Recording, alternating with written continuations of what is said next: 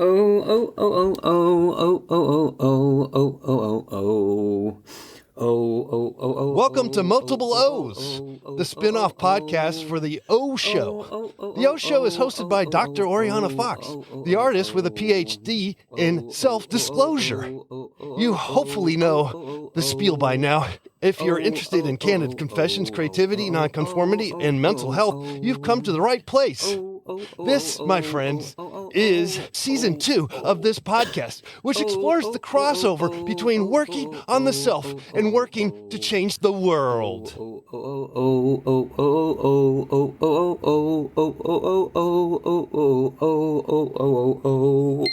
Have you ever said to yourself, I love that Oriana Fox makes art all the time? Well, if you have, now you can say it with your wallet. Go to patreon.com/Oriana Fox and support this lovely podcast and artist. Back in May, that's May 2021, Oriana was invited to do a digital residency on Instagram for the lovely Mimosa House Gallery in London. And over the course of 1 week, she conducted 20 interviews. It was live, it was unfiltered, and uninhibited. Whew. But now, they're being re-released as podcast episodes, edited for your listening pleasure. Hi there, this is Oriana. Thank you to my returning listeners. I really appreciate your support. And I just want to remind you that you can help people find this podcast, not only by recommending it to friends, but also by rating and reviewing. You can do that wherever you listen to your podcast, so things like Apple Podcasts or Spotify.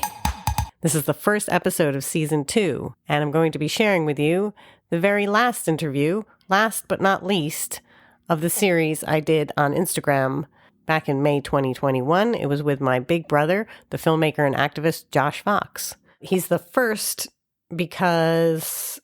why did I do that? Because it's Christmas time, and I thought people spend time with their family at Christmas. So that was the rationale to put Josh first. Without further ado, let's listen to the interview. Thank you so much. Welcome to the O Show live edition at Mimosa House. I'm your host, Oriana Fox. And I'm sad to say this is the last live broadcast of this series with Mimosa House. My digital residency here is coming to a close today, so it's a little bittersweet, this interview. So I've saved a special guest to be my last guest to kind of round out the series. We began with Lena Simic, who's an activist and artist, and I was asking her for advice about how to get off the armchair and out into the world as an activist. And so I thought, who better to ask to be my final guest on this journey but my big brother, Josh Fox. Yes, he is an American filmmaker, playwright, an environmental activist who is best known perhaps for his documentary film Gasland from 2010, which was nominated for an Oscar. So hence the, I'm Oscar ready today. And he's won many, many awards, including the Lenin Ono Grant for Peace. He's gone on to make Gasland 2 and other films, including now the name is going out of my head. This is really embarrassing. I know what it's called. Really, I do. How to Let Go of the World is a very long title. That's why I'm forgetting it. He's into long titles. How to Let Go of the World and Love All the Things That Climate Can't Change. And he's also done a one-man show recently called The Truth Has Changed. So, yes, and I also, I just wanted to show, I'm into the before and after paradigm and debunking it and all that stuff. So I wanted to just show us, that's before. And now after, let's welcome, without further ado, my big brother, Josh Fox.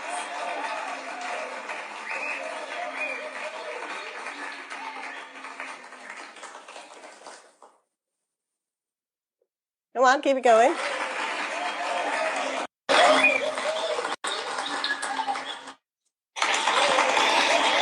Hey! And the crowd goes wild. The crowd is going wild. Hello. Yeah. So you can see the before and after. It's not that long ago. You Let look me see if I can make that same face. What face It's am I not making? awkward. Like I'm that? trying kind of to doing smile, that but sort not of smile. like that fake smiley thing. Like, I think I don't even remember that shirt, which I stole from him, but I probably had to give it back. Oh, I'm sorry, Ori. I have such a laryngitis a little bit. I'm having some kind of, I don't know what's going on, but I sound like I'm sorry. in a world. I'm doing my trailer voice. You're doing your woman. voiceover voice. Yeah. One woman, Oriana Fox, against the establishment. Well, yeah, I don't usually sound like this. I'm doing my best here. Plus, it's early in the morning here for me. It's 11 o'clock. This is a difference I wanted to bring up about us. You are a night owl, and I think it's similar to our mother. And I am a morning person, more similar to our father. That's so interesting. Is that Freudian or something? I don't know, but I've never been able to get up in the morning. I hate it. But I do work late into the night. And so I'm the opposite. So if I work in the legit world, which I'm kind of doing right now, my entire fucking...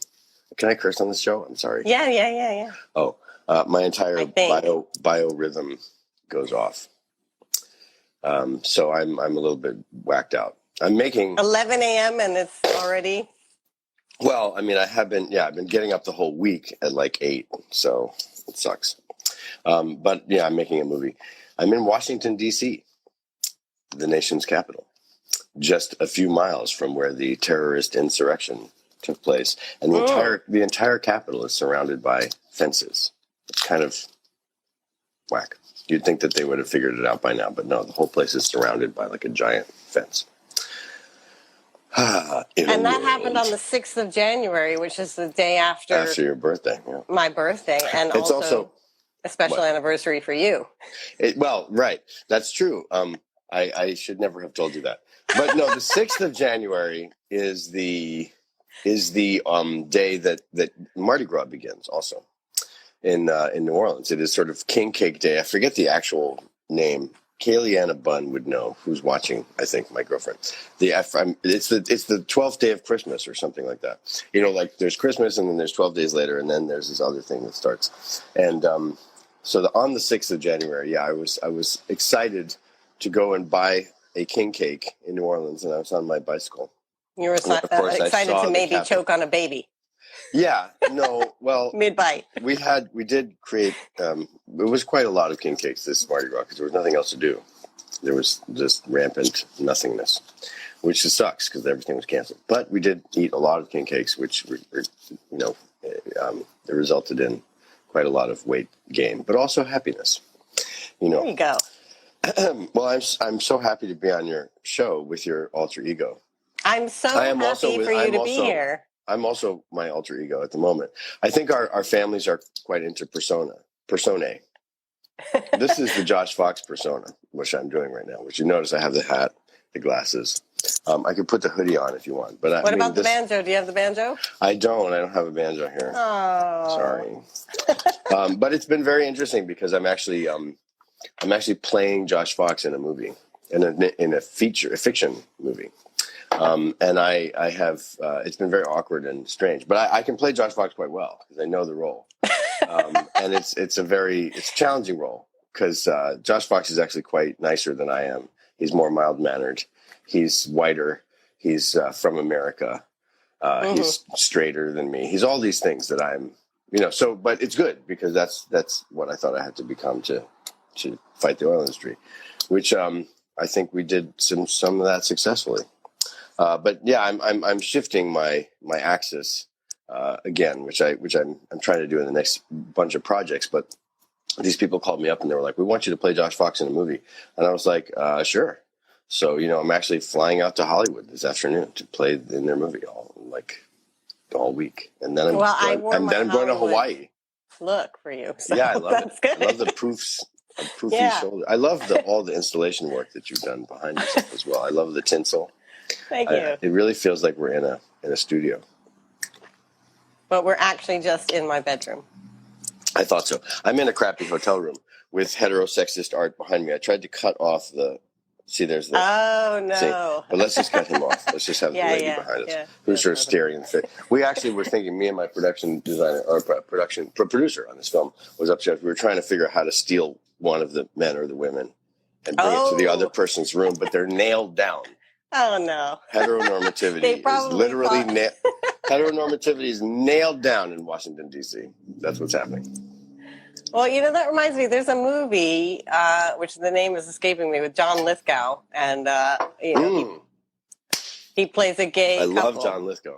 He plays he plays one half of a gay couple. He's a painter, and the painting isn't that Welcome World According to Garp. He's the nurse in the World According to Garp.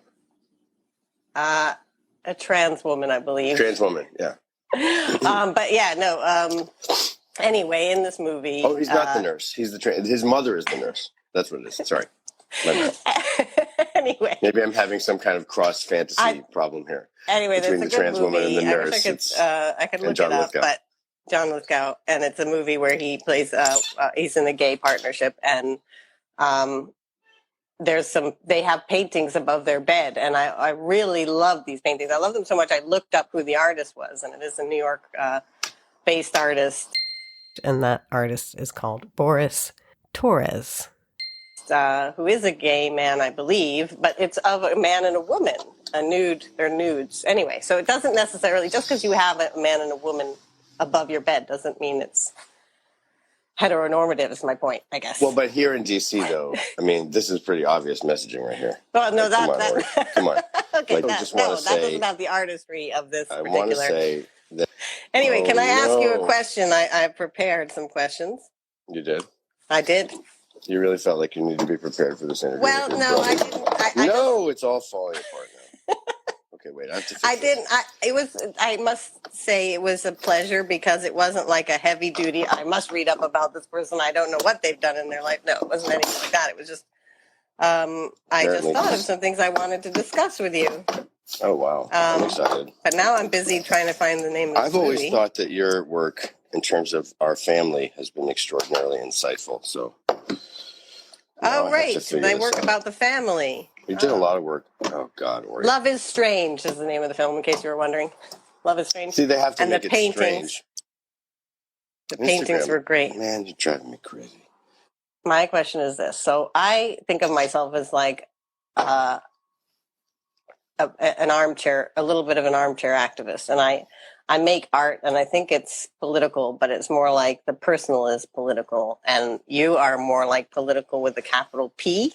You're like a real activist. Like you like go out there, like with, you're very, and I'm just wondering, do you think what do you think it is about? We have the same parents, obviously, but, different time. You're the oldest of our parents, and I'm the youngest, and I'm girl and you're boy.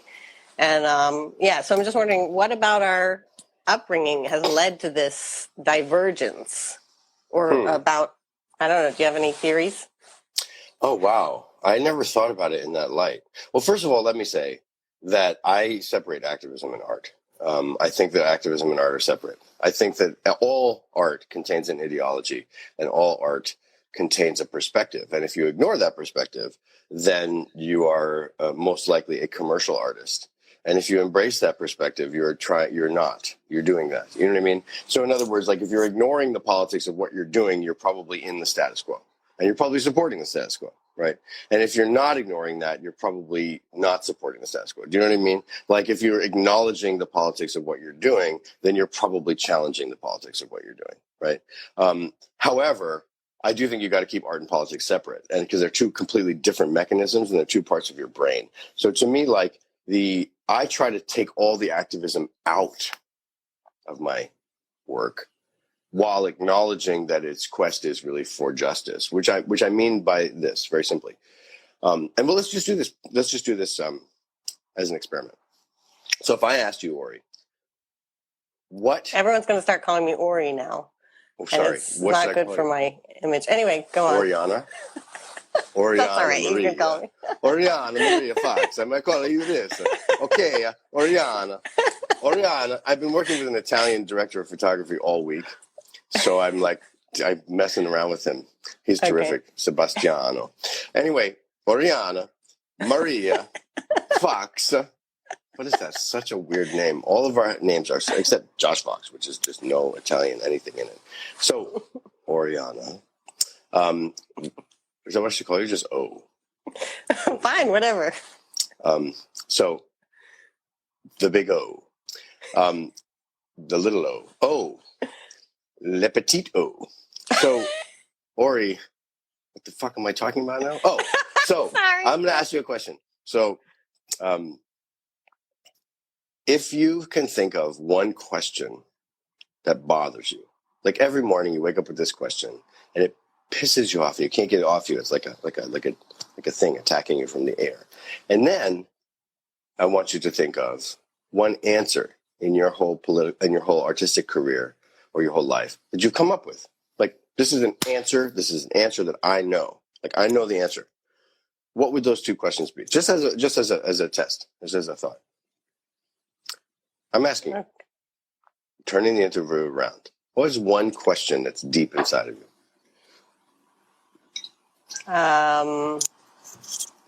Well, one question I've been working on recently, this is the thing that's coming to mind, is like, why continue making art when it's not popular and not remunerated? Why continue making art when it's not popular, right? And now one answer that you've discovered in your life. One of the answers that I've discovered is... Not to that question, just one answer. Oh, yeah. To anything. To anything. Yes. The answer is yes. Yes is the answer. Is that it? I mean, come on, one thing you've learned. One answer, one thing that you would... piece of advice that you pass on to other people. Okay. One thing I've learned is that that you have to be careful about which context in which you disclose. Be careful about which context in which you disclose. These are very, very complicated and intellectual answers and questions. All I would say is this: that your question that's bothering you is actually probably pushing you in an artistic direction, right? Like, you're going to answer that question. It's making you uncomfortable. Basically, the question makes you uncomfortable. It makes you kind of feel like, oh, why do this? Why do that? And then the answer kind of makes you feel better, right? The answer is sort of like, oh, I have this one answer. This sort of makes me feel better. So what I would suggest is that the question is art, and the answer is politics, right? What artists do is they go out and make people uncomfortable. And they question and push and tweak and enrage and make people feel passionate. And the politicians come in and they say, well, I have the answer. This is what we do. You know what I mean? And if you, like, they say Medicare for all, or ban fracking, or, $15 an hour minimum wage, or, all that stuff. And that's what politicians do. They come out and they give you answers, and they make you feel good. If you do that in the middle of your art is fucked. Because nobody wants to watch it anymore. Because if you give the answer, like, especially if you're making a movie, right? And you're like, oh, I'm giving, like this happens all the time in movies, like bad movies, especially bad documentaries. They're like, oops, there's a phone in this hotel room, a real phone. Hello. So if you ask the question, what is fracking? Is it bad? And in the middle of the movie, I'm like, this is what we should do. Let's have a solar-powered revolution. Well, then the movie's over. You have to do that at the very end. That's after the credits roll. So when we started making these pieces back with International Wow Company and then the movies, it was always a question of like, don't give people the answers. The answer happens after the credit rolls. But then you have an equal responsibility to that, right? You have an equal responsibility then to go out and campaign your ass off in terms of politics. And that's also something I've always done.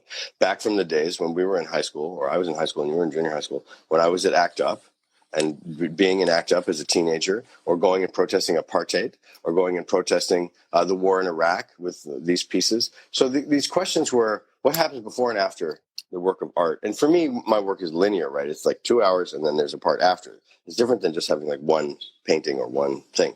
So for me, the question is, how do you put the questions forward in your art to make people really uncomfortable, but then take responsibility for how those questions get answered in engaging with a movement and the language of movements, right? Because the language of movies is one thing. Movies don't save the world. Movies don't change the world.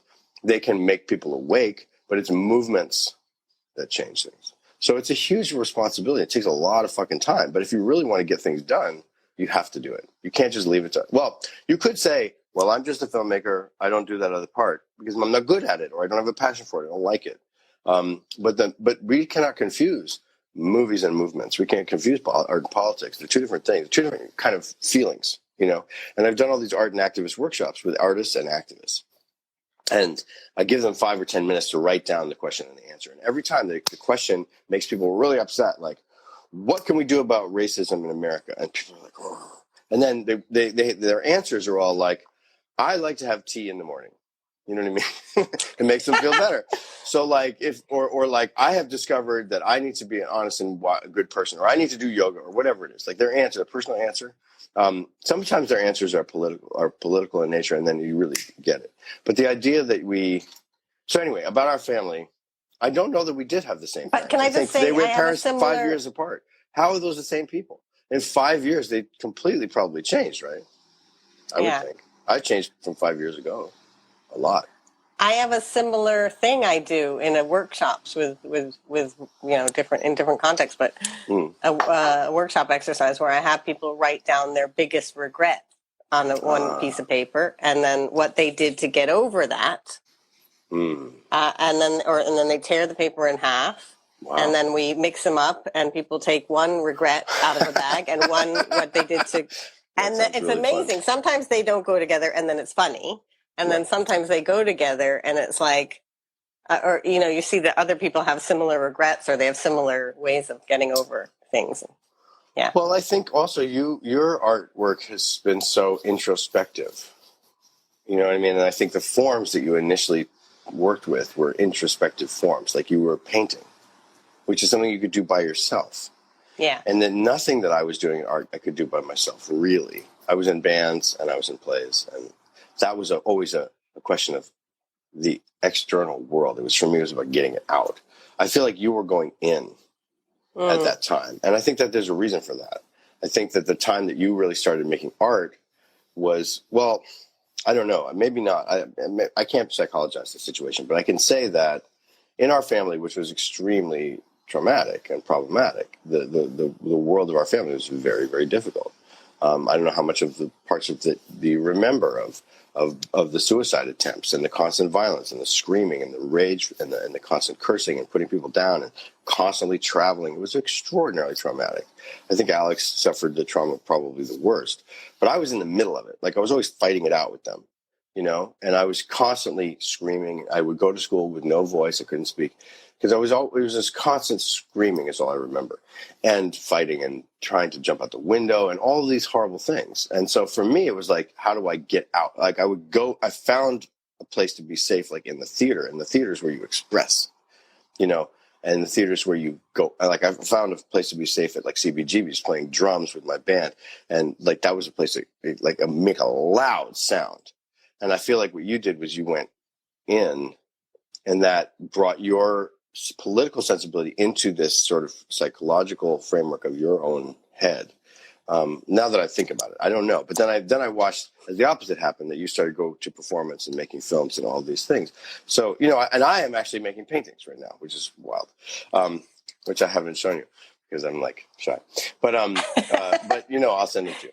But you know what I'm saying, man? I'm actually going into this persona place, which I feel like was really territory that you really traversed beautifully and well in some of your early films, which I still love the film where you play all of our parents.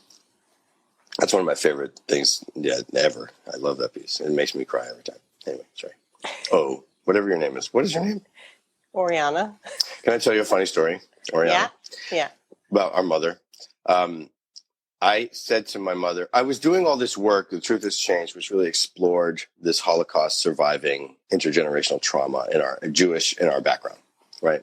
I was really exploring it for the last few years. And I started to feel like I was giving short shrift to my Italian heritage.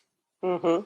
And I called up Mom and I said, Mom, why is it that Alex has this cool Italian middle name, Alexander Monty Fox, and Oriana has this great Italian name, Oriana Maria Fox, and I'm just Josh Fox. And I was like, what the fuck? Why didn't I get a cool Italian middle name also, Josh Fox? And she says, well, I was going to name you Umberto Monti after my father, but I was too afraid of my mother, our grandmother, who basically killed our grandfather, right? Who committed suicide when our mother was 5 years old. And was a terrible person and did horrible, horrible things to our mother. Does she mind you talking about this in public? Like, I don't give a shit. It's not hers to tell me to shut up. And so I would say, and no, she knows because I was taping the phone call and I was saying, I was like, Umberto Monti. And she goes, I said, do you understand, Mom? If you had named me Umberto Monti, my entire life would be different. My whole life would be different. Umberto Monti. Would Gasland by Umberto Monti? No. Nobody would do that. Josh Fox. You have to play Josh Fox and be Gasland. You know? This is not Umberto Monti. You know what I mean? It could be, though. You know what Mom says? She goes, what'd she say? Yeah, you might have been the greatest playwright of all time. And I was like, thanks, Mom. Thanks. So I started to figure out, who is this Umberto Monti? Who is Umberto Monti? What is he?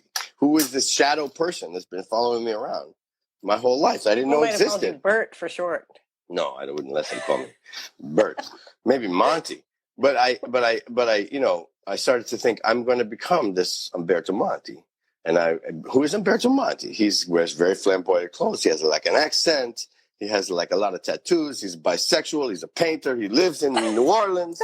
And if I become him, what is all going to happen with all of my relationships? So I'm like really in your territory now. So I want to talk to you. I see. That's good. Well, I'm thinking about making a movie about it called Umberto Monti, where I become this Umberto person and go to Italy, get some pizza and like a Pellegrino. Very nice. But if I was a boy, I was going to be called Zach Fox. Oh, yeah. And I like to think about being Zach Fox and being a jock and being like, yeah. Zach Fox is like a Z and an X in the same name. It's like they almost really they cool, they told me they almost called me name. Zach also. They said if I was a girl, I would have been Nicole. That's terrible. Sorry to all Nicole. Thank God they got rid of that by the time I came along. No offense to the Nicoles out there. Well, just don't see myself as a Nicole. Nikki Fox.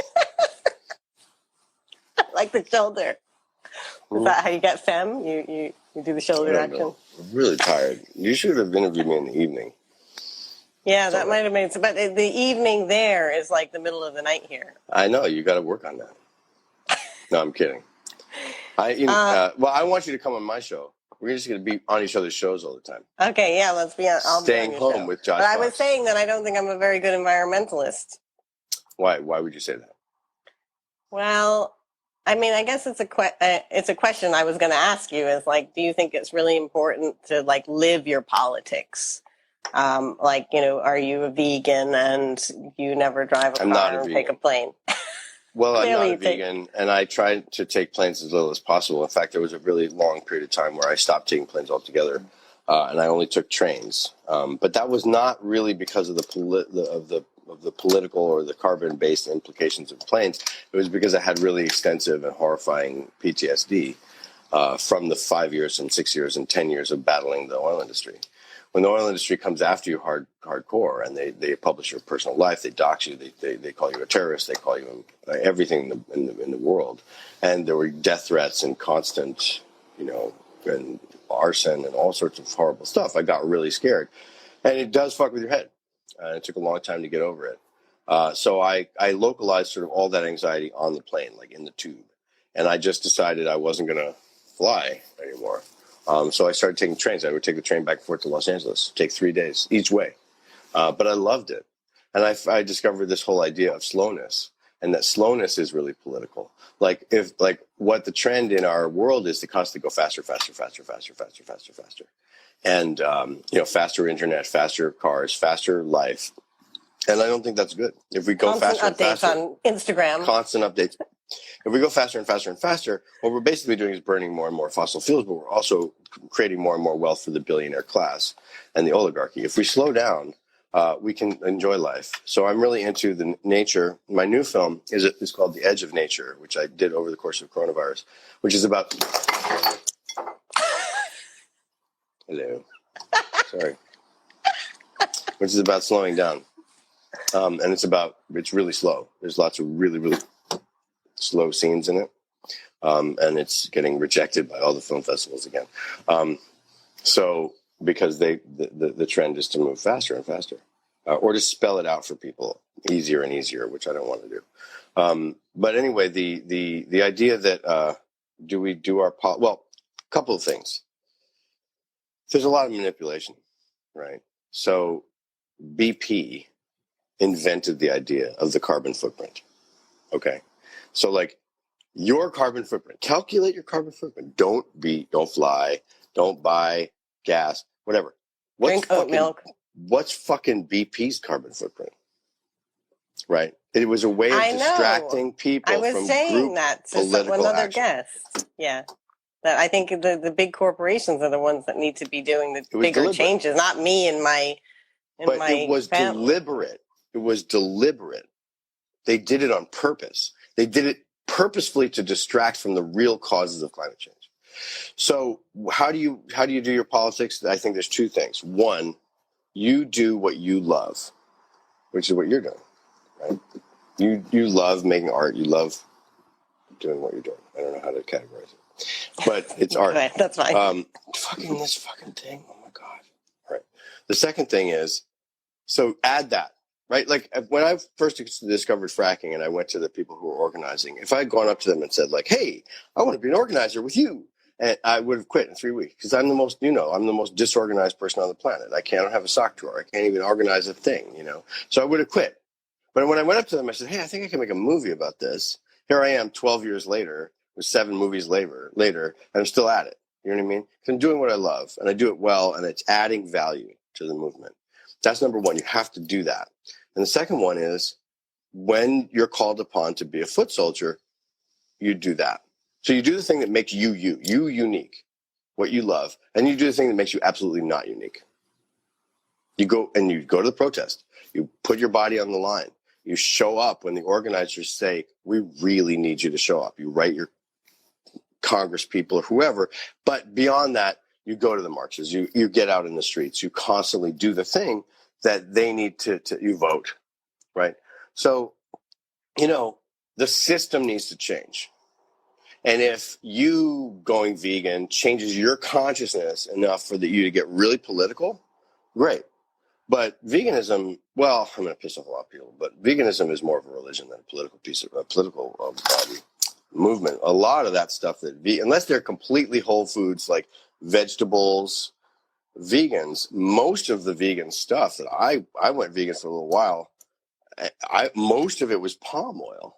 It's like very the fake processed. cheese. Well, if you want not only is it really foods, processed, but palm oil development is one of the worst things for the climate. I mean, unless you're going for like you're chopping down maybe vegetarian, like I think local food, like the way Hindu people eat, that would be, like actually eating vegetables and rice and that, but also local nuts and things. What is the carbon footprint of your meal, right? Like, don't eat McDonald's, don't eat fast food, don't eat the processed things, don't eat things with lots and lots of chemicals. And campaigning for slow food or campaigning for better food. Like I'm living most of the time, in New Orleans. And New Orleans is definitely not a vegetarian place. It's a seafood place. And that means you're getting your stuff locally, which is a lot better than like I'm going to source a fake cheese in a plastic container that I bought at Jeff Bezos Whole Foods that is made from palm oil because we destroyed rainforests in Indonesia and call that morally superior. No, fuck that. That's bullshit. That is just that's taking individualism, like you were saying, to this unhealthy degree and calling it politics, which is not. So I wouldn't say you're a bad environmentalist if you eat meat and like drive a car, but I would say you're I ride my bike. Well, there you go. I can say I ride my bike.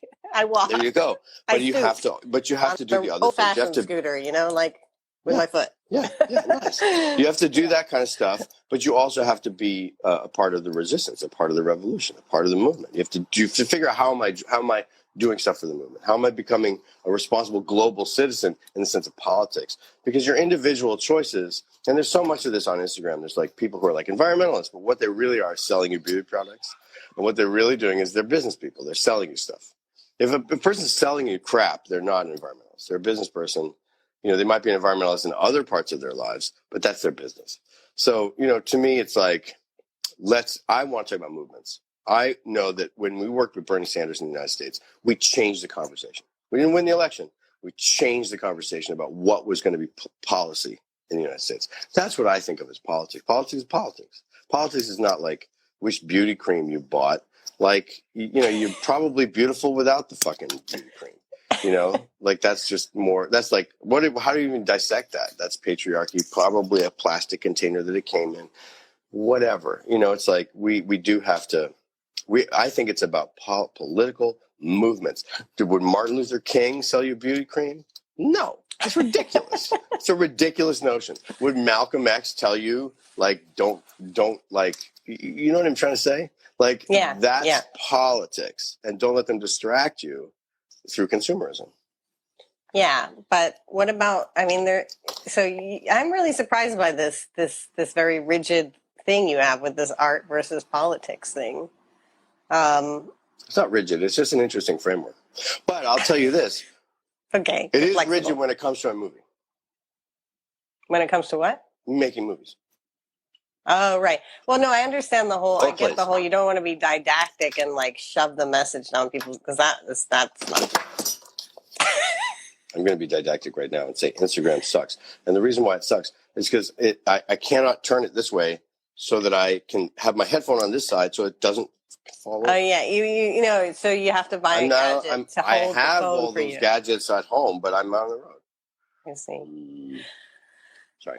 See, because I thought it was, I actually suspect it is a kind of gendered thing. Like, as much as our mother is a feminist and everything, we talked about this in an earlier interview, how even though I'm a feminist, I still maybe parent my children in a kind of gendered way, which, I want to change, but I don't even realize I'm doing it, But so what do you mean? Like you give Cosmo like a He-Man doll, and Alara gets like a it's worse. It's worse than that. It's worse than that. I don't want to repeat it because it was a bad enough saying it the first time. You can watch the interview. It was with Hannah Ballou. Anyway, Hannah Ballou talked. Anyway, whatever. I'm not going to repeat it because it was hard enough to say the first time. But with our parents, I think. Like, I don't know, I somehow got the sense, maybe it wasn't our parents, but from the world, that, like, you have to know a lot of stuff and have all the answers and all the information to be political, Because, like, if I were to encounter someone with different views, I don't know if I could convince them or fight them in a convincing way. Well, I think you're completely right about the genderedness of this, because I think that throughout all of history, boys have been taught to speak out, to be aggressive, to voice their opinions, and women have been taught to do the opposite. And even as radical feminist parents that we had in a radical, place like New York City in the 80s, I think that's very, very deeply true. I think that there's an encouragement for boys to go out, to be aggressive, to do those things, to jump into the public sphere. And there's an encouragement for women to hang back and be quieter. And, I think that this is a matter of resources, right? So, like, I would totally agree with you that your art form became a more introspective, whereas Alex and I became much more like pushing out into the world through theater and drama and art and acting. So I think that's definitely true. And I know that in our family dynamic, we were the troublemakers. We were the ones who were constantly fighting with each other. We had the boom boxes and we destroyed our rooms and painted them black and went nuts. And you would sit at the end of the table and laugh. And our job was to make you laugh. We would make you laugh so hard that you would fall off your chair. If we would make you laugh so hard during dinner that you would fall off your chair, it was success. And it was an objective for us. And I would try to do it now if I could. But I don't want to mess your whole You have And some of your friends dress and could wig make on. me laugh just by going like this. And I Right. wouldn't like... They would like pretend to poke you. That's right. They would be like, I think that was Ben Lapidus. He had this game called It Takes a Strong Man to Resist a Soft Pat. Oh, yeah. And he would just pat you like this. Pat you very softly. And after a while, you'd be like, get the fuck out of me! Yeah, so I think that's very insightful. And it's very important to point it out. I think a lot of men don't get that at all. You know, they're like, why isn't she doing this? Or why doesn't she talk about that? Or why isn't she more aggressive in this way? It's not about a person. It's about the whole patriarchy. It's about the whole system. And sometimes it's important for men to shut up and listen, which I'm not doing a very good job of in this interview. But you're interviewing me, so. Yeah. But yeah, I think there's also, I mean, I don't know, like I agree with what you're saying about this distinction between art and politics, but I think that some work that artists do is political, but maybe doesn't take that form. I guess what I'm trying to say is that it is political. I'm thinking of Yoko Ono, actually. I think about Yoko Ono all the time. I'm thinking about Yoko Ono here and other kind of feminist performance artists who back in, at that key moment in second wave feminism. Which performances? I'm thinking of something like Cut Piece. Yep. Well, but Cut Piece, I think, is a provocative, but she doesn't give you the answer during it. No, it's not. You're right. It's about, it's not the answer. She doesn't put next to her, don't cut me with a knife because you will be exhibiting your patriarchal violence. She just sits there and has the scissors and a thing, and she says, you can cut my clothes off if you want. And people do it, and she's really upset. And you can see how upset she is while they're doing it to her. For those people who don't know what I'm talking about, there was this piece, right, where Yoko Ono sat in a gallery. It was called Cut Piece, and she had this scissors, and she was wearing clothes, right? She did it several times, right? Yeah. I don't know. And there was I think she did it at Carnegie Hall one time. I think one of them was at Carnegie Hall. And she would say, you can do anything you want in this situation. And men took it as a way to cut her clothes off and make her naked, and violate her. And she let herself go through that violation. But she didn't stand there next to the piece with a blue sign that says, don't do this to us. No violence against women. She let that answer come to people who were willing to see it. And the question was, what are you going to do in this situation? What are you going to do? And there were women who went and then put clothes on her, tried to make her feel better. That was I thought that was to me, that was a question. And the answer, I don't think she may have talked about it afterwards. And she may have gone out with John and Sean and the whole bunch and campaign for feminism in that campaign moment, but she's keeping that campaign out of her performance is what I'm trying to say. So like for me, I see movies all the goddamn time, and if you're a documentary filmmaker, don't do this, where they come out and they're like, how are we going to power our major cities in the future with climate change? Here, look at these solar panels and wind turbines. And you're like, do I have to watch the rest of this movie now? Or even worse, like SeaWorld sucks because, and you're like, okay, do I have to watch the rest of the movie now?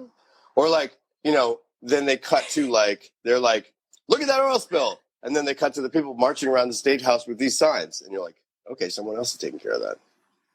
Well, then there's you know what I mean? And that's the moment that it's done. But there's the flip side. And it's funny because I guess what I'm saying. I use in my art, when I teach art history, I use bed piece as an example. I ask the students, like, is this art? Because that's one it's a protest. It literally is a protest piece. But I'm showing it to them as a kind of artistic intervention. Bed piece is a great example. But the piece is also that they're in bed. Because they're famous. Right. They can do that. But I mean, other people's interventions in their beds might not have. Okay. Sorry. No, I want to hear what you're saying. Interventions in their beds wouldn't have as much of an audience, If they encouraged people to do all the bed, like everybody else should stay in bed, were they doing that? I don't know. I just know that they were the whole documentary made about. They invited the press into their honeymoon. And they were in Switzerland, right? I think. I can't Somewhere in remember. Europe.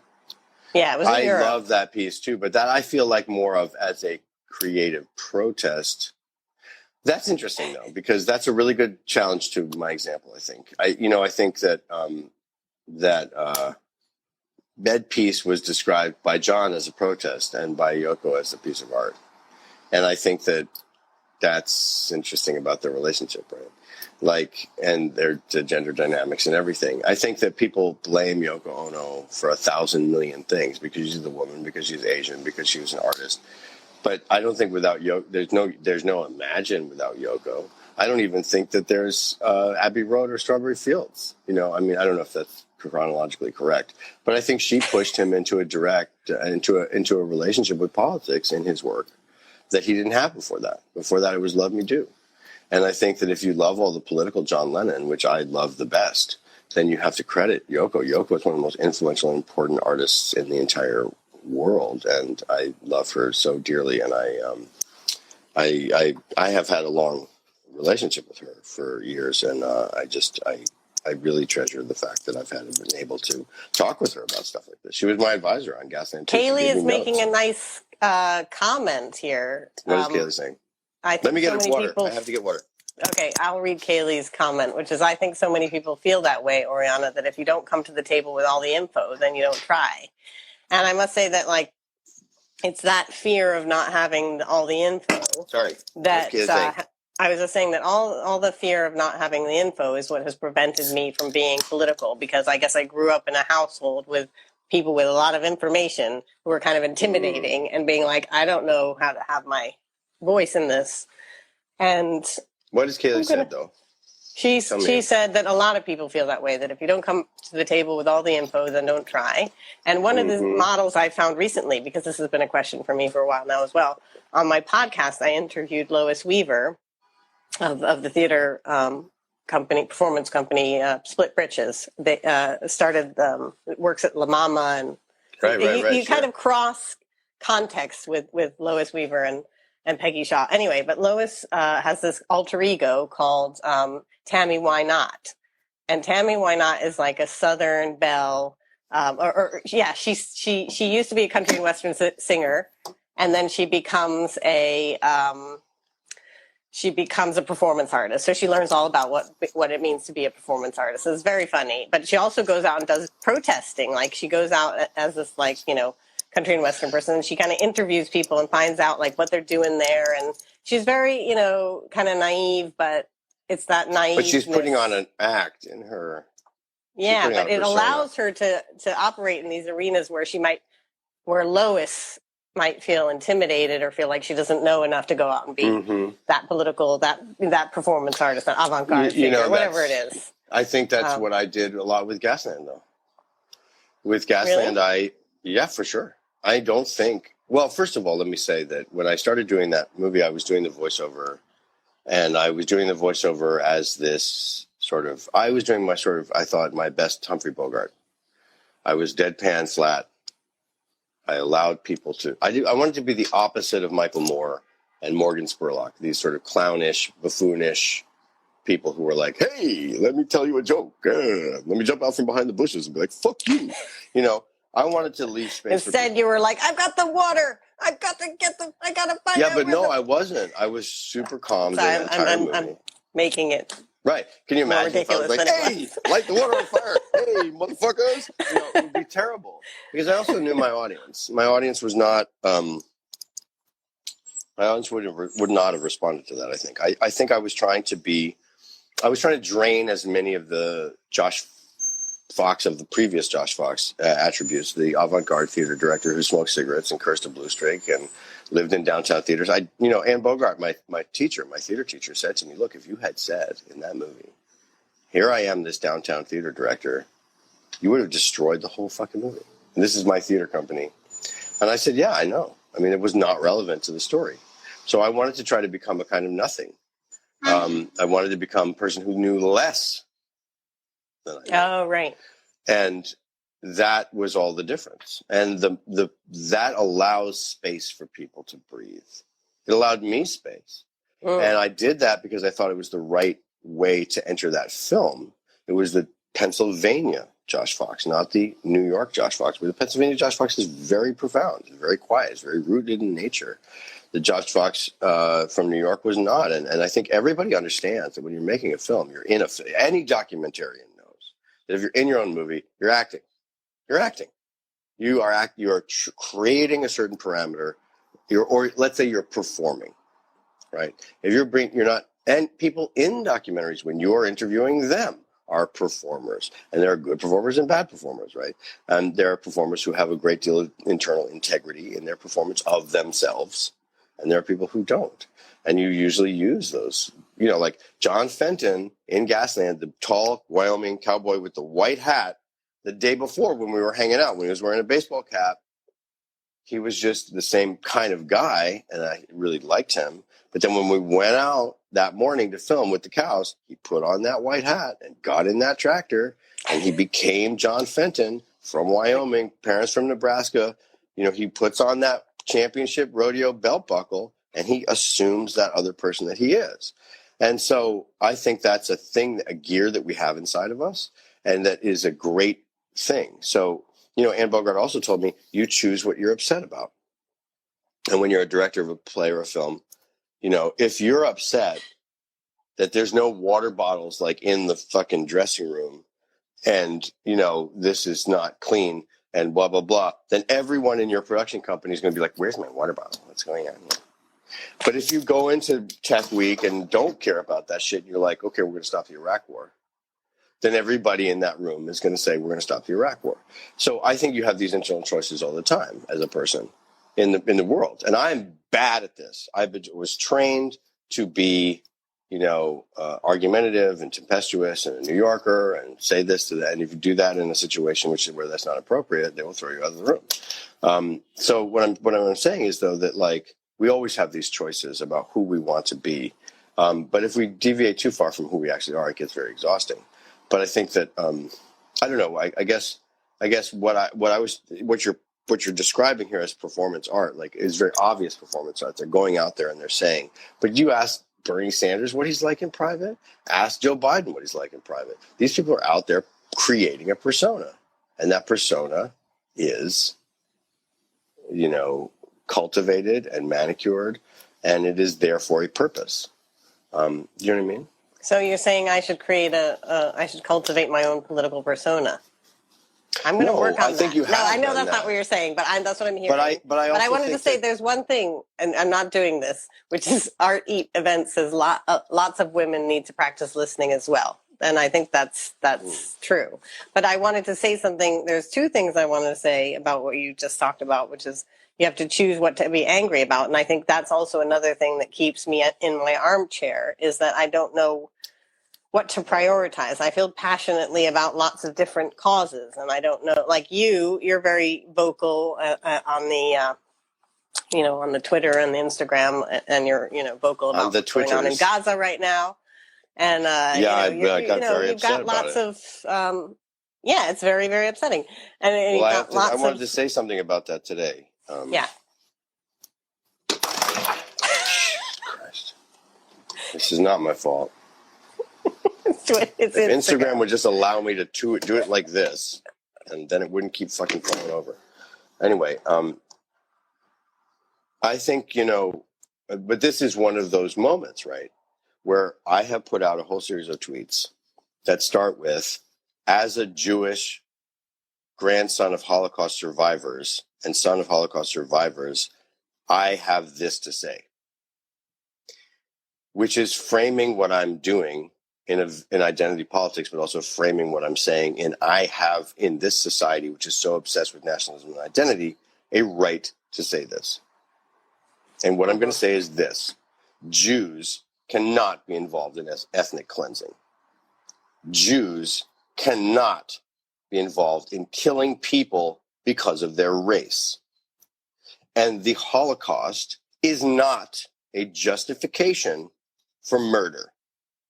At all, ever. I mean, yes, it's a justification for murder of Nazis on the battlefield in World War II. Yes, it is. If there is a Nazi about to kill a Jew, then yes, you shoot that Nazi. That's justification.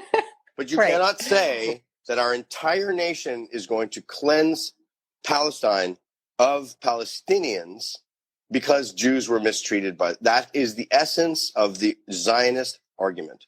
The essence of the Zionist argument is we were the victims of the greatest genocide in history, which is debatable, but certainly one of them and one of the most recent ones.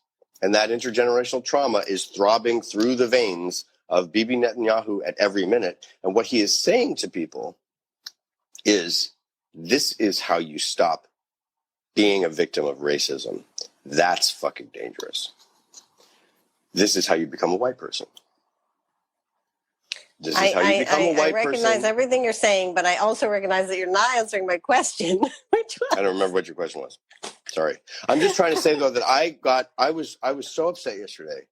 I started crying and I started just rage tweeting.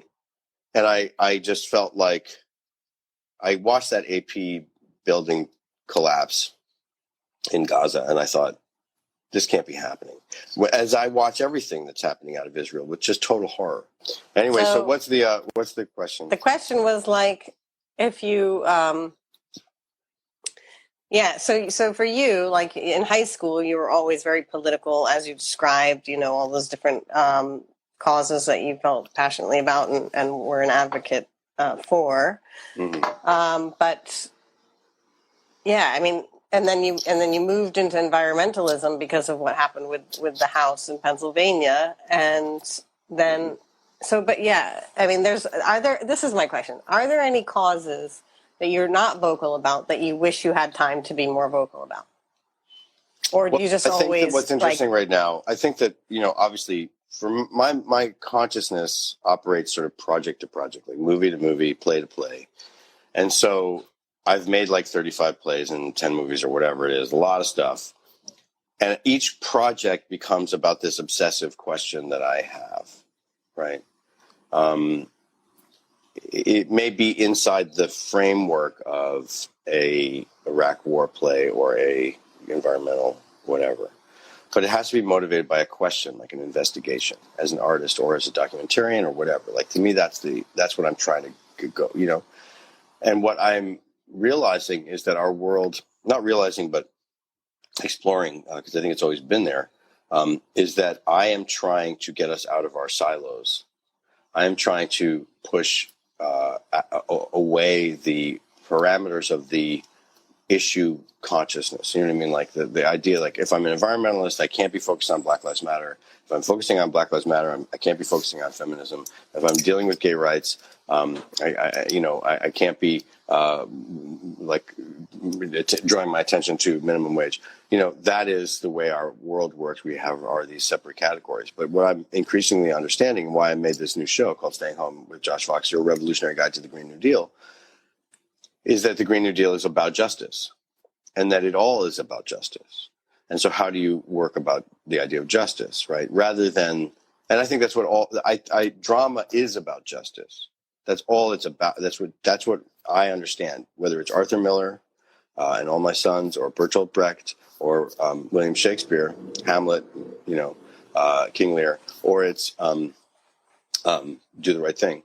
It's about justice. And so for me, like, how do I make this? What about House of Blue Leaves? House of Blue Leaves is a comedy. Okay, so comedies are about love. But House of Blue Leaves is sort of a tragic comedy. But I think House of Blue Leaves have some political. House of Blue Leaves is a great play by John Guare. But it's a comedy. Comedy's about marriage. Comedy's about people get married at the end of a comedy. That's like the strict definition of it. So it's love, and then love is, that's a very other kind of subject. Shakespeare wrote comedies like Twelfth Night and As You Like It that had nothing to do with politics. Well, it had politics embedded in them, but it wasn't specifically about justice. It was about how do we get together at the end to get married, which, is also. So that's maybe what you're talking about now with all the silos. We need to get together and get married. I think that's true. I think that I'm actually making a documentary, a film next about, which I think of as a comedy, but it's a comedy about immigration. But it's a very serious situation, but I think of it as a comedy, meaning I'm modeling it after the great comedies of William Shakespeare, there are going to be the lovers, there are the politicians, there are the stately folks, there are the fools, there are the musicians, there's the mechanicals, there's all of this, but it's all about immigration. So it's not about like we have to open our borders and we have to treat people with respect. It's all about like the love of different cultures with each other. But I think that my show, which I'm plugging right now, Stay Home, is about exploring this idea of all the interconnectivity of this, right? So if I have an environmental framework and then I invite Gabrielle Smith on, who is a spokesperson for ethical non-monogamy, I'm trying to say, well, I was attracted by what she said. She said ethical non-monogamy is a way of fighting white supremacy. I was like, all right, that's a great place to start a conversation. How do we get there? Or how do we, finding ways in which we're talking about, the big change that the world has to go through, which is to get off of fossil fuels. That's not just we're driving electric cars. It's not just we're going to have wind turbines. No, it's about an entirely different way that people operate in the world. So that to me can be explored in every possible direction, and that's why we talk. That's why there's 200 hours of it. There's 200 episodes of it. You know what I mean? Like in a film, you kind of have to narrow your focus a little bit, I think. But how do I choose what I care about is so interesting. I don't know the answer to that. Well, obviously, the gas industry came to our house and knocked on the door and said, we want to frack this entire place. And I was like, no, we're not going to do that. And how do you fight that? And then, but I think all of my work on the Iraq War came from being working at the World Trade Center and watching the place get blown up. And my company being in New York City at the time when 9/11 happened, and then watching George Bush saying to New Yorkers, kill people. And we were saying, no. So there's refusals, I think, a lot of refusals in my work, refusals of what the status quo wants to do. I think of refusals as very powerful. Henry David Thoreau refused to hit a child. That's why he got fired as his job as a school teacher and went off into the woods. He said, I will not. It was very normal to hit children in those days. He said, no, I refuse to hit a child. Rosa Parks obviously refused to move to the back of the bus. Refusals are powerful. So I think there is a big machine that wants to eat up the world that's asking you to participate in that. And how do you refuse, and how do you refuse in the best ways? Some people refuse by saying, I'm not going to buy any plastic. I think that's a great thing. That's an internal refusal. But then make that refusal lead you to, I refuse to go to work.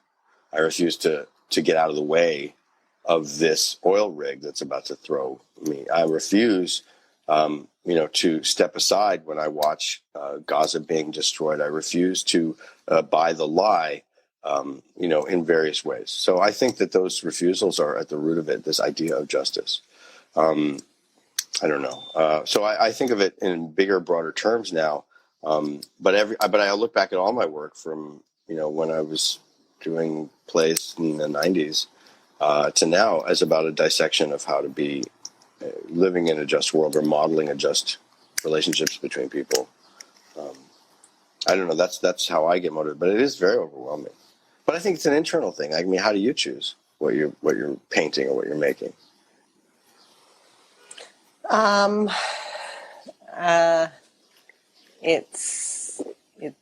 It flows one thing to the next. It's like a series kind of thing, I guess. Mm-hmm. It goes from one. Yeah, I've watched that happen. Like in terms of art, it's like, I have certain themes that really interest me and certain people that really interest me. And that's why I investigate them by inviting those people to, be on the O Show or be on the podcast. And my PhD was all about, you ask a question in The Truth Has Changed. You ask a question about how do you know if someone's telling the truth? Mm. And I told you that I know the answer to that question. Okay. Because that's what my PhD was, partly What's about. What's the answer? I want to know the answer. Well, according to in antiquity, like knowing whether someone was telling the truth was obviously really important. Democracy depended on having truth tellers, and the people who told the truth are the ones that had the most at stake, the most to lose by telling that truth. Mm. So if That's a very Yeah. interesting barometer. I'm going to have to think about that. It's tricky, though. Yeah, it's a tricky one, but yeah. But isn't it also conversely the people who have the most to lose or the most to protect if they lie? Right. Well, so that's why this ancient cynicism developed. So like Diogenes, like is the kind of head of the cynics, or the king of the cynics, the king of the dogs. And so the cynics gave up everything, all their worldly possessions, didn't have families, and that's how they could go out and preach. They would proselytize. They would go out and preach the truth. They had nothing to lose. They'd given it all up already. And in fact, like Alexander the Great and Diogenes, Alexander the Great said, if I am not king, I want to be Diogenes, because Alexander the Great has an army to defend and wealth and all this stuff, but requires that to do what to have his power. But Diogenes, has everything. Because he has nothing. He has nothing to lose. So people isn't that also the definition of the greatest actors, who are the people who decide that they have nothing to lose in transforming themselves to be this total. They have no limitations, and they are the greatest truth tellers in a way. Yeah. Right. Yeah, I think that. But most people have something they want to hold on to. But so most people have to compromise. Yeah, but let me just say, though, necessity is what motivates my work, I think. If I have no necessity, like what motivated me to do all this speaking out about Israel and Gaza was I felt a moral necessity. I also felt that I had a role to play. I felt that there was something in my voice that needed to speak on this, that there was something I was not hearing what I am feeling very clearly. Which is that the Holocaust cannot be a justification for murder, and it cannot be a justification for genocide. And I felt that I was the only person who could say that, so I felt there was a necessity to do it. You know what I mean? In the same way that I felt with Gasland, I was the only person who could do this. Oh, no, I wasn't. I wasn't. But what's interesting though now is like that way. If you have a big platform. You have a lot of followers or whatever it is, you have more of a responsibility. Whereas like I've got like 200 followers on my personal Instagram. I don't think that has anything to do with it. I don't think that has anything to do with it. No, you have I know it's not to do with it for you. But I'm just saying, I just read someone posting on Instagram like, if you have a big platform, you really need to speak up. Like, how dare you be silent when you have got the ear of all these people? So it's like... Yeah, but how did they get? It's a far cry from being on the street, But how did they get rags? But how did they get those big platforms? They got a lot of the times they got those big platforms by playing the game of the status quo, right? Kim Kardashian has a huge platform. Why? Because she put, ask yourself why. I don't know why. I don't pay attention to those people, but I would say that but that also feels to me like an excuse, yes, people with big platforms should speak out, but also sometimes those people have the least knowledge. And I think that it's all of our moral responsibility to do these things. You want to create as big a noise and a light as possible on the things that are necessities. But I think there's, look, I mean, you're right. We're in a time of so much information, total information overload. And another quote from Anne Bogart, information overload equals pattern recognition. So the overloadedness of our political sphere is causing a lot of people to recognize this pattern of injustice that connects us together. That pattern of injustice means that we must fight for racial justice when we're fighting for environmental justice. We cannot simply say, oh, well, I'm a white guy in the suburbs and I have solar panels on my roof and I drive a Tesla, so I'm out of this. It's like, no. You are the so many people would do this, right? So many people at my screenings would get up and say, well, I have a Tesla. I have solar panels on my roof. Ding. And it was like, yes, sir, I am a real horse.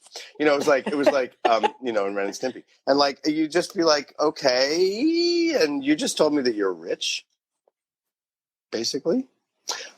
So what are you doing to make sure that solar panels are all throughout the black neighborhood? So that you're dismantling the coal-fired power plant that's poisoning children in Chicago, or you're dismantling the frack gas power plant in northeastern and next to Newton Scranton. That's giving people asthma. What are you doing about that? You just basically found a great way to pretend that you're external from this struggle by buying something. That's nonsense. So, I think that we are in a time of like extraordinary peril, as we always are in the human race, it seems to be. But right now, we could end the whole planet if we don't start working on it, And I think all the intersectional threads of that dialogue, including in the discussions that you're having about art, those are about awakening people's consciousness to this. And so, I mean, yeah. Yes, and I was going to just add that, so the PhD, I never answered the question, which was like, what motivated, and so, because I'm kind of a shame-prone person, I would describe myself as, so I feel like this intense shame about lots of things, and it prevents me from being authentic. It prevents me from telling the truth. So that's what the dynamic was that I was interested in, and that's what led to these questions of like, how do we, finding the answer, happen to finding without the answer shaming your yourself. question of like, why, how do you know when someone's telling the truth? Because that was prior to this kind of Cartesian sense, like scientific, we have rational thought and we can find out the truth in reality. It was, before all those ideas developed in antiquity. So it has a different kind of idea of where truth came from. But in the process of writing that, because I was interested in like the self-help and certain psychological paradigms. And what I came to at the end was a realization that, just that working on the self only, it's not, it's not enough. You need to, work on your context, and you need to find either the right context in which to tell these truths, or you need to work on creating a structural change that will mean that you're less unhappy. It's not just, it's like. I think what's interesting, what you're just awakening in my brain is that when I ask the question, how do we know what's true, and the truth has changed, I'm not asking that question. I'm telling a story about a young girl, a teenage girl in my audience who, after watching Gasland, raises her hand and says, how do we know what's true? Right. You say all these things about how climate change is real and how fracking is bad, but we can look on the internet and see that people are saying the opposite of those things are true. So how do we know? And she's asking that question because she can't figure out what's true. And it stuck with me because it bothered me so much as a person who's done so much studying and so much work. And, like I've always considered myself a good student, an academic or researcher, that this person couldn't figure out what was true. It bothered me. It wasn't about me saying, but in a way I had to adopt the question, how do we know what's true? And I was asking other people to say what to gain from telling those truths. Well, but also that is a clear answer. But I guess in some ways, when you're asking a question in a work of art, it's not that you don't have an answer. Sometimes you have an answer. But what you're doing is sort of daring the universe to prove your answer wrong or give you a different answer, a more compelling or complete answer, an answer that is more outside of your own realm of being able to see it. You know what I mean? That's exploring that. Saying. That's what I wanted to say is that I realized that it was because of kind of neoliberalism and this discourses that it promotes of like help yourself, transform yourself, work harder, all those kinds of messages. It's about you. You're unhappy, think positive. Like all those kinds of things. That was all focused on me fixing myself, and not and don't question this system. It's like the little man behind the machine. It was like I'm just seeing the Wizard of Oz, and the Wizard of Oz is telling me to look inward, and instead I should be looking behind that curtain and say, "Oh, it's actually capitalism that's making me unhappy." I love how you're doing this gesture, Oriana. No, Yeah, because I I'm mean, Oriana. what are you doing? What are you talking about? The truth.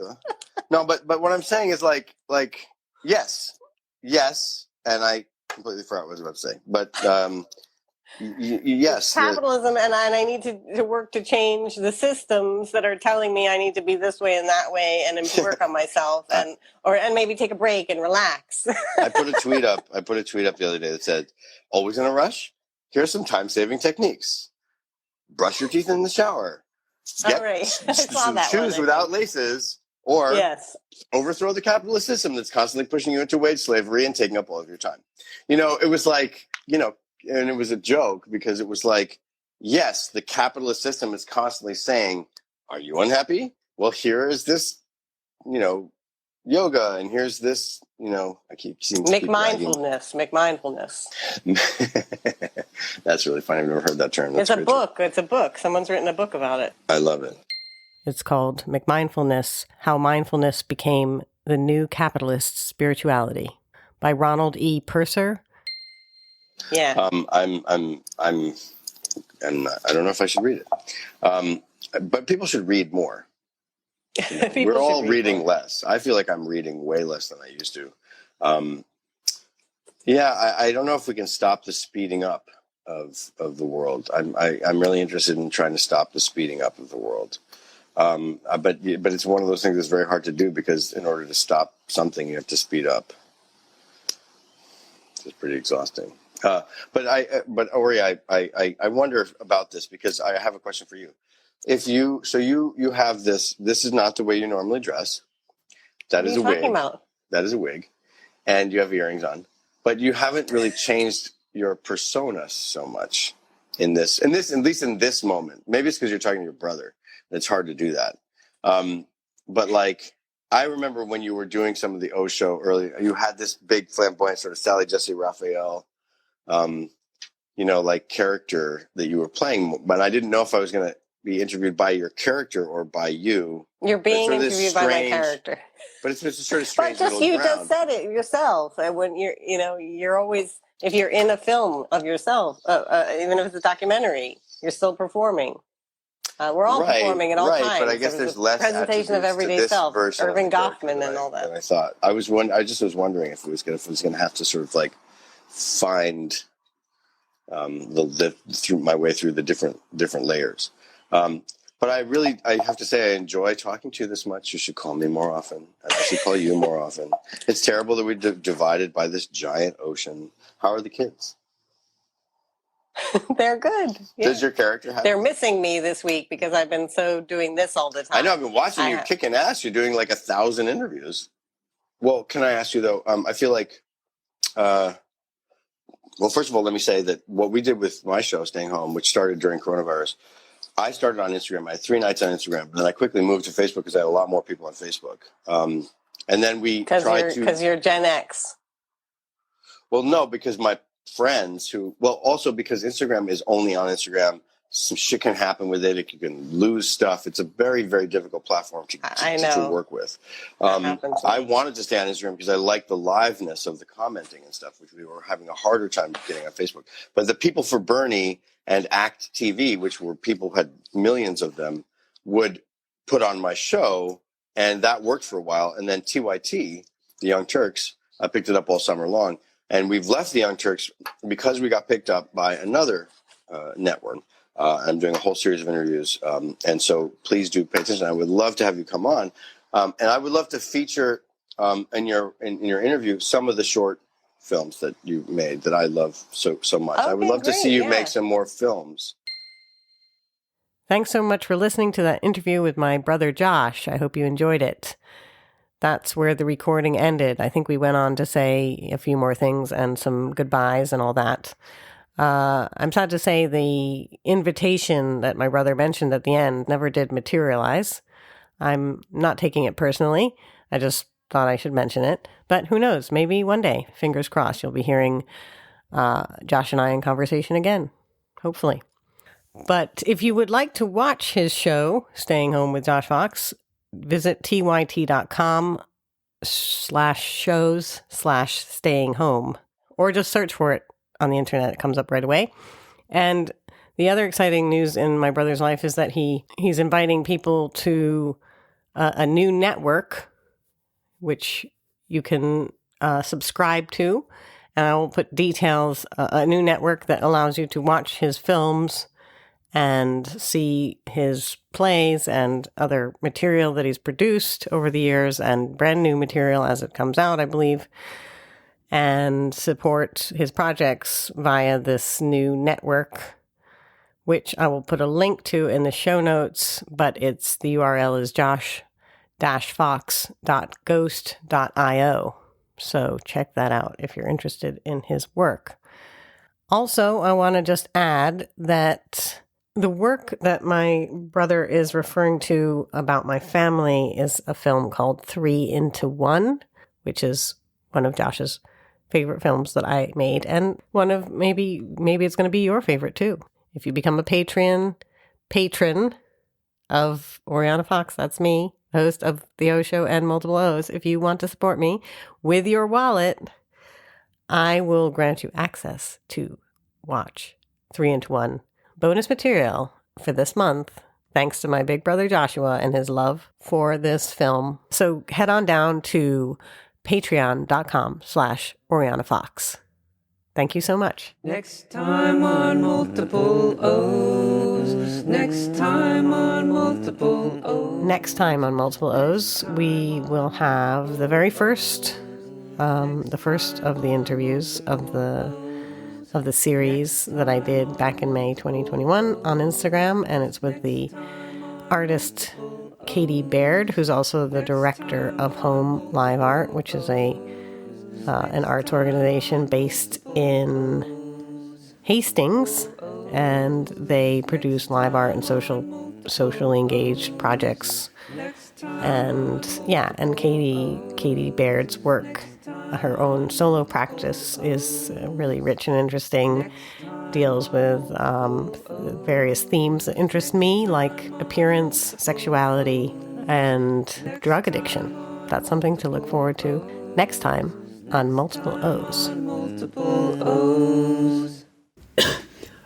Thanks for listening. Thanks for continuing to listen. Thanks for getting to this point in this episode to hear me say, I hope you will accept yourselves unconditionally, your lives, and other people, because we're all just fallible human beings.